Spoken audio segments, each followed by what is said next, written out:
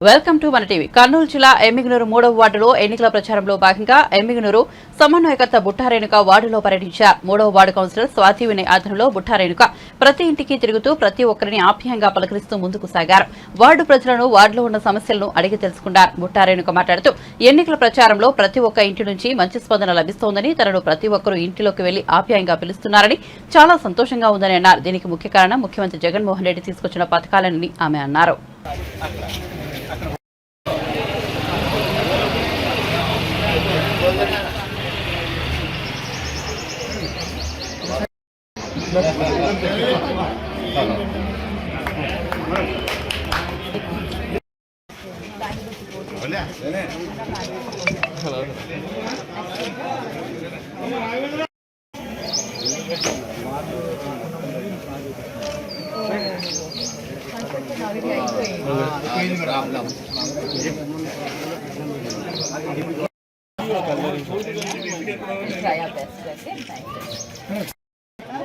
రెండు ఓట్లు ప్లాన్ చేయాలి.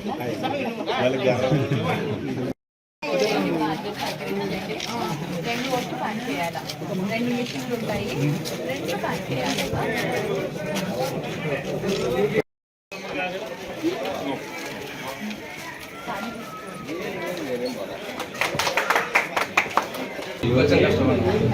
మన ఆఫీస్ కోసం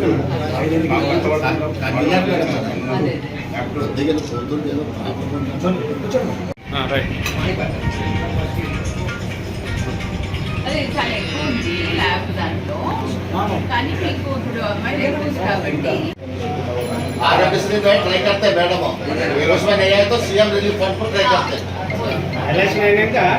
ఈరోజు క్యాంపెయినింగ్ సందర్భంగా గడప గడపకు ఒక ఇంటిలో ప్రతి ఒక్కరిని కూడా అభ్యర్థించడం జరుగుతోంది.